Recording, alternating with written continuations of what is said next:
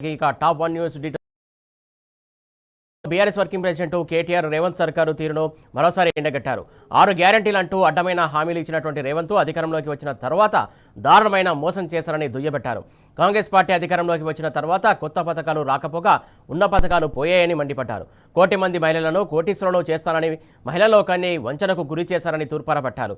జిల్లాలను మార్చాలని చూస్తే ఊరుకునేది లేదని కేటీఆర్ వార్నింగ్ ఇచ్చారు.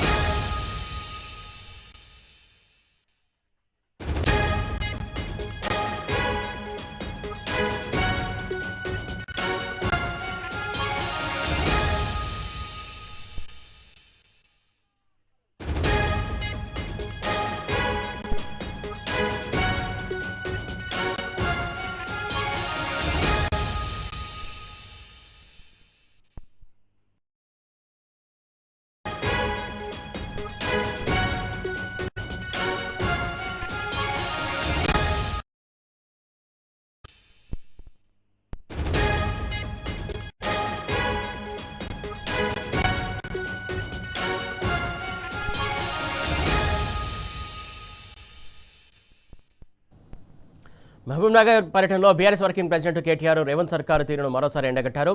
6 గ్యారంటీలు అంటూ అడ్డమైన హామీలు ఇచ్చిన రేవంత్ అధికారంలోకి వచ్చిన తర్వాత దారుణమైన మోసం చేశారని దుయ్యబట్టారు.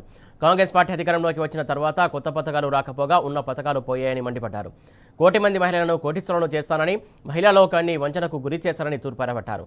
జిల్లాలను మార్చాలని చూస్తే ఊరుకునేది లేదని కేటీఆర్ వార్నింగ్ ఇచ్చారు.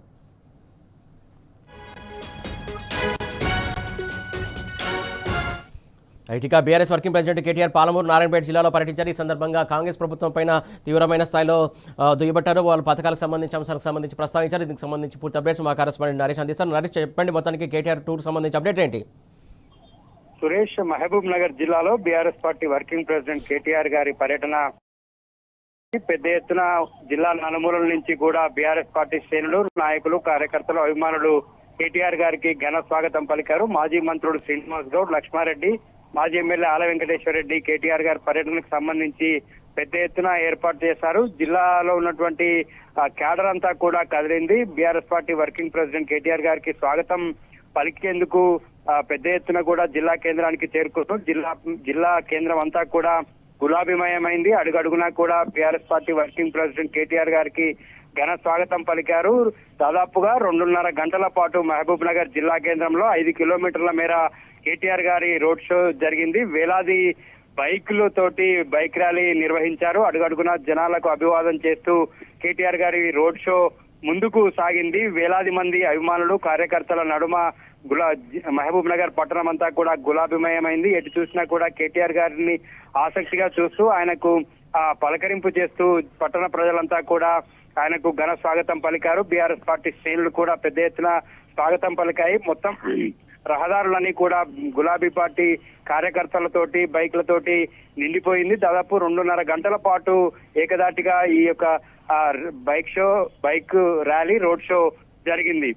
ప్రధానంగా జిల్లాలో, మహబూబ్ నగర్ జిల్లాలో బీఆర్ఎస్ పార్టీ పెద్ద సంఖ్యలో సర్పంచులను కైవసం చేసుకుంది. ఆ సర్పంచులను అభినందించేటటువంటి ఎంబీసీ గ్రౌండ్ లో ఏర్పాటు చేశారు. అక్కడికి చేరుకున్నటువంటి కేటీఆర్ సర్పంచులకు సన్మానం చేశారు. మరోవైపు BRS party working president Congress ప్రభుత్వ వైఫల్యాలను ఎండగట్టారు, తీవ్ర స్థాయిలో విమర్శించారు. రేవంత్ ప్రభుత్వం 420 హామీలను ఇచ్చి అధికారంలోకి వచ్చిన తర్వాత వాటన్నిటిని విస్మరించిందని, పైగా ఆ ప్రభుత్వ వైఫల్యాలను ప్రశ్నించినటువంటి సందర్భంలో సమాధానం లేక రేవంత్ రెడ్డి బూతులు మాట్లాడుతున్నాడని, నాకు కూడా 4 భాషలు వచ్చు, 4 భాషల్లో కూడా నేను తిట్టగలనంటూ కేటీఆర్ రేవంత్ రెడ్డిని విమర్శించారు. ఇట్లు కాదు పనులు చేయాలంటూ ఆయన చురకలంటించారు. బీఆర్ఎస్ వర్కింగ్ ప్రెసిడెంట్ ప్రధానంగా మహబూబ్ నగర్ మున్సిపాలిటీలో బీఆర్ఎస్ ప్రభుత్వ హయాంలో చేపట్టినటువంటి అభివృద్ధి పనుల గురించి కూడా ప్రస్తావించారు. జిల్లాలో 2 ఏళ్ల కాలంలో ఒక ఇండస్ట్రీ కూడా తీసుకురాలేదని, పైగా గతంలో ప్రధానంగా 2014 ముందు ఎలా ఉంటే 2014 తర్వాత 2023 వరకు మహబూబ్ నగర్ జిల్లా ఎలా అభివృద్ధి చెందింది, ఇప్పుడు 2 సంవత్సరాల్లో ఎలాంటి అభివృద్ధి జరుగుతోంది అనే విషయాలు కూడా ప్రస్తావించడం తెలిసింది. ఆ అంశాలకు సంబంధించి డీటెయిల్స్ చెప్పండి. 2014 ముందు, తెలంగాణ రాకముందు మహబూబ్ నగర్ జిల్లా పూర్తిగా కూడా వలసల జిల్లాగా పేరుగాంచింది. కాంగ్రెస్ ప్రభుత్వం 2004 నుంచి 2014 మధ్య జిల్లాను పట్టించుకోకపోవడము, జిల్లాలో చేపట్టినటువంటి ఇరిగేషన్ ప్రాజెక్టులు పూర్తి చేయకపోవడంతో జిల్లాకు సంబంధించినటువంటి 14 లక్షల మంది వలస వెళ్లడంతో వలసల జిల్లాగా మారింది.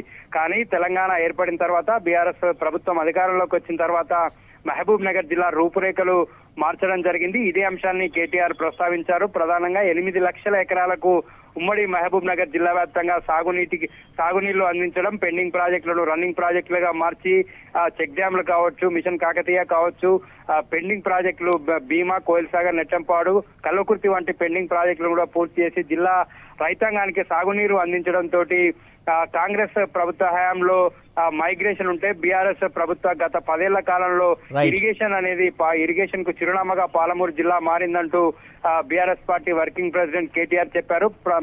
అన్ని పట్టణాల రూపురేఖలు కూడా మారిపోయాయని, హైదరాబాద్ కు దీటుగా మహబూబ్ నగర్ ని అభివృద్ధి చేశామని, మహబూబ్ నగర్ జిల్లా కేంద్రానికి సంబంధించి 10,000 కోట్లతో అమర్ రాజా ఫ్యాక్టరీని ఏర్పాటు చేశాం, ఐటీ టవర్ ను ఏర్పాటు చేశాం, రోడ్ల విస్తరణ కావచ్చు, చౌరస్తాల సుందరీకరణ కావచ్చు, ఇలా అనేక రకాలుగా కూడా పాత జిల్లా కేంద్రాన్ని కాంగ్రెస్ పట్టించుకోకపోయినప్పటికీ కూడా బీఆర్ఎస్ అధికారంలోకి వచ్చిన తర్వాత జిల్లాను అన్ని రకాలుగా అభివృద్ధి చేశామని కేటీఆర్ చెప్పారు.